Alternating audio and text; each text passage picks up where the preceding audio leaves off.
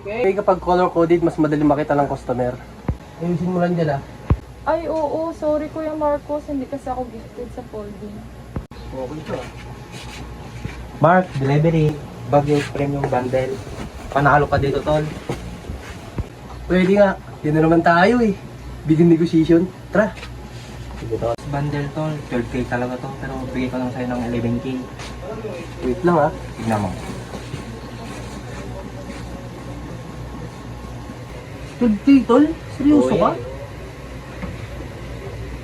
Yung iba kasi may mga stain eh. Tapos yung isang jacket, sira pa yung zipper. Kung ako lang tol tingin ko mga 10K lang to eh. Hindi premium man yan. Branded saka imported. Ganito na lang tol. 10.5. Total, sure buyer naman ako sa'yo eh. Baka next week kung ano naman ako ng bundle. 10-8 boss.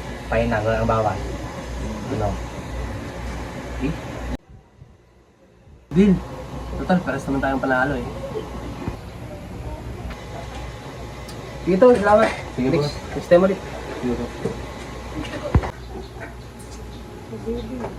Kuya Marcos, parang ang dali mo lang binabay yung price Alam mo kay, hindi yan basta bawas. Rule number 1, check the quality before the price.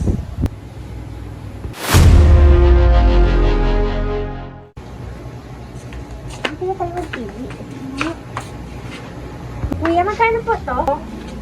Ngayon pa kasi ngayon, 150 po yan.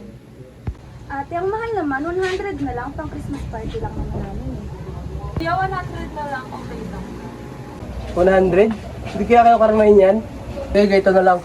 Kung kukuha kayo ng dalawa, tig-isa kayo, bibigay ko na ng 120. Ay, sige kuya. Kunin na namin yan. Thank you po. Kuya Marcos, paano mo nalaman kung okay na magbigay ng discount? Number 2, offer the value before discount. Hindi yung basta-basta ka na lang magbibigay ng presyo.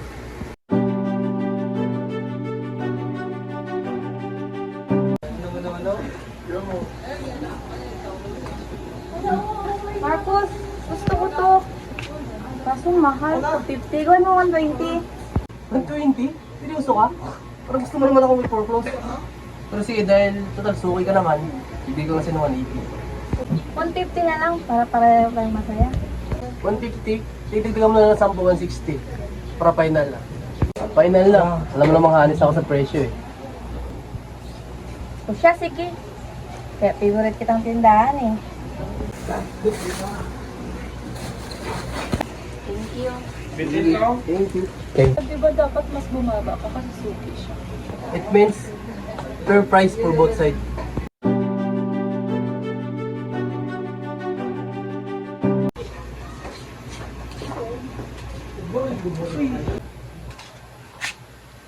Kuya, 80 lang to sa kabila. Why 120 here? Baka mas bagay po sa inyo yung 80. Dito po kasi curated in quality check, kaya 120 po yung price niya. Never mind. Kuya, bakit di mo pinili? Rule number 4. Not all customer are worth chasing. Alam mo dapat ang value item mo at ang oras mo.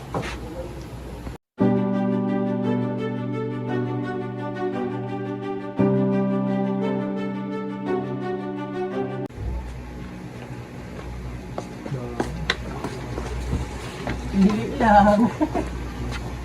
Ano po yun? Kuya, costume po for play. Pwede po ba 3 for 100? Hindi posible, pero may mas better akong offer. Ganito, 5 items for 250. Mas sulit. Hindi na siya pang costume, pang OOTD din. OOTD din. Uy, sige. Sige, sige. Sige.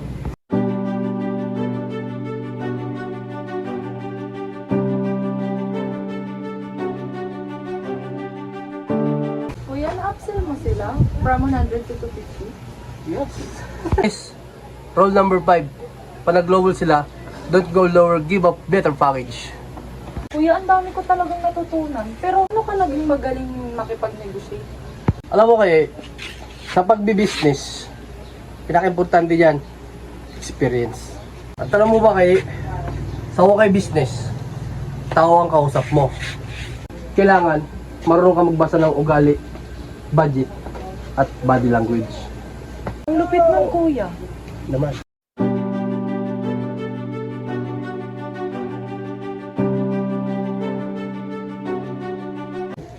Balita ko, trending yung racket mo sa online ah.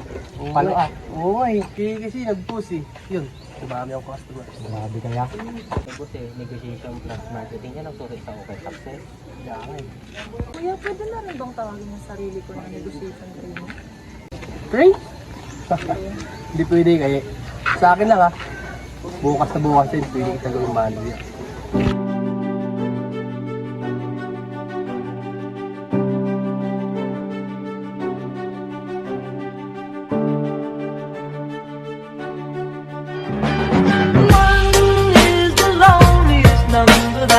Kaya ako 2025.